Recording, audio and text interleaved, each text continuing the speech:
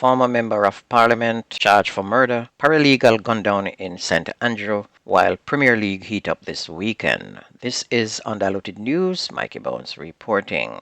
Kingston, Jamaica's temperature, it's going to be 75 degrees with a high of 89, no rain in the forecast today. While in Fort Lauderdale in Florida, it's 68 degrees and a high of 76. New York City is cold. It's 29 degrees with snow coming in later in the day. The mayor has given a travel advisory to take public transport and get off the road as it is expected to get terrible in the evening hours. Now the news in details. National Security Minister Dr. Horace Chang continues to support the Andrew Holness administration's initiatives to combat rising crime and violence. Despite the harsh criticism, Dr. Chang argued that the methods are effective. The minister pointed to the zones of special operations, claiming that the policy had effectively decreased crime in the 7 locations where it had been implemented. The locations include Denham Town in West Kingston, Norwood and Mount Salem in St. James, Greenwich Town, Parade Gardens and Augustown in St. Andrew, and Savannah in Westmoreland. The security minister stated that the administration is now working to maintain the decline in violence in certain neighborhoods. Nearly 1,400 murders were recorded last year, 7% less than the number recorded in 2022. Reverend Omar Morrison, pastor of First Missionary Church, believes that despite remarkable growth and progress in Jamaica, the country is at a crossroad, particularly given the country's high crime rates. On Thursday morning, Reverend Morrison addressed the 44th Annual National Leadership Prayer Breakfast, saying that while tremendous achievements have been achieved in generating employment, Jamaica's success has been overshadowed by crime. Meantime, Prime Minister Andrew Holness says that there is an outright abuse of children across Jamaica that is being mistaken as instilling discipline. Mr. Holness says legislation to ban corporal punishment across all spheres of the society will seek to address that problem. He was reacting to a viral video of a woman abusing a child believed to be her daughter. In the 14-second clip, the child is seen on the floor while the woman proceeds to kick and stomp on her head and neck. The woman has now been asked to report to the police. Education Minister Favour Williams has said that the Child Protection and Family Service Agency is investigating and will remove that child from the home when found.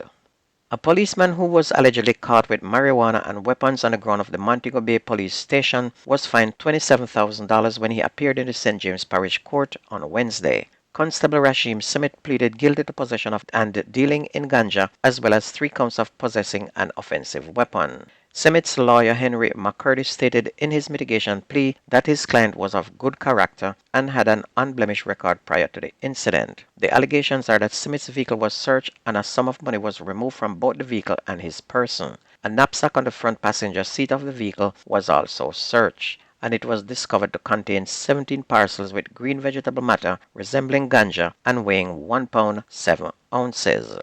Fitz Bailey, the Deputy Commissioner of Police in charge of crime, has stated that there is adequate evidence to prosecute former MP Julian Silvera for the murder of his wife Melissa. Detectives from the Major Investigation Division picked up Mr. Silvera yesterday. DCP Bailey stated that he was brought into custody as a suspect after consulting with the Director of Public Prosecutions. Melissa Silvera was discovered dead on November 10th, and initial reports had said she died in her sleep, but an examination discovered gunshot fragments in her body, prompting the authorities to launch a murder probe. A police sergeant and a constable who were arrested and charged last year after collecting more than $30,000 from a woman who was allegedly selling illegal cash pot, or Japan as we call it on the street, were both fined $250,000. And if the fine is not paid, the policemen will have to serve 6 months behind bars. They were taken into custody by the Inspectorate and Professional Standards Oversight Bureau, and it's reported that the officers took the money from the woman who was on Princess Street in downtown Kingston after finding her selling Japan.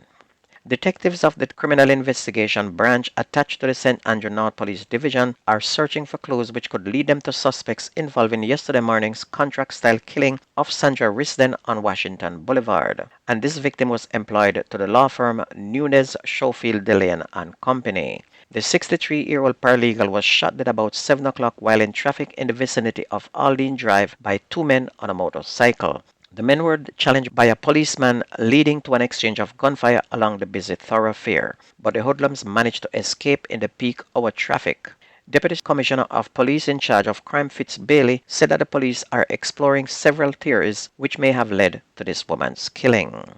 And this next story is not for the faint of heart. A teenager was chopped to death in Top Road in Little London, Westmoreland, following an altercation with two other men while visiting his sister yesterday afternoon. And he has been identified as 19-year-old Enrico Chambers, otherwise called Rico, a farmer of Broughton District in the community. Reports from the police are that about 9 a.m., Chambers was sitting on his sister's veranda when an argument developed between him and two men who were walking past the house. The suspects reportedly left after threatening the now deceased. Lawmen said that the men later returned armed with machetes in hand and attacked Chambers, who ran in a bid to escape injuries. However, the machete-wielding men chased Chambers and inflicted several chop wounds to his body. He later collapsed under an ackee tree. The teen was subsequently rushed to hospital by residents where he was pronounced dead. Quick work by the police led to the arrest of one of the men. Meanwhile, two men were shot and killed during a reported confrontation with police in Portmore, St. Catherine last night. Their identities were not revealed up to press time this morning. The men were said to be traveling in a Toyota Probox taxi about 8:30 when they were intercepted by the police on the Spanish Town bypass. The men reportedly pointed weapons at the officers and sped off along Dunbeholder Main Road. The police then gave chase and the men crashed into an embankment along the Brayton Main Road in Portmore. A shootout then took place and both men were shot and were later pronounced dead at hospital. On to sports, more breaches have been found in the Jamaica Football Federation elections process, with the appeals committee ruling in favor of the Raymond Anderson-led team regarding 2 of the 8 points brought against the electoral committee. And it follows an injunction being placed on the voting Congress by the Supreme Court last Friday.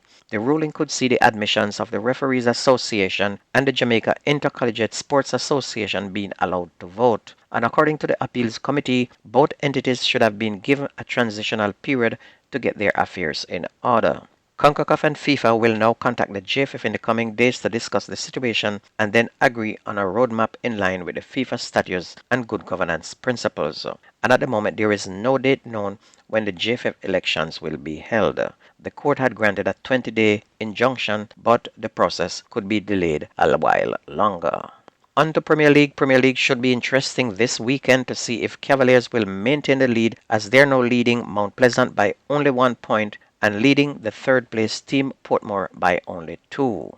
Tivoli and Annett Gardens are on 27 points and are all in striking distance, and this is going to be making for good football this weekend, as no team can afford to lose any points if they want to challenge for the trophy this year. Games on Sunday will see Limehall versus Portmore United, Mount Pleasant will take on Treasure Beach, Harborview will face Vere United, Humber Lions will play Dunbeholder, while Tivoli Gardens will face Cavaliers. On Monday, we will see Annett Gardens and Molynes United, while Montego Bay will play Waterhouse. And that's going to be news and sports on your favorite community radio station. My name is Mikey Bones. I gone.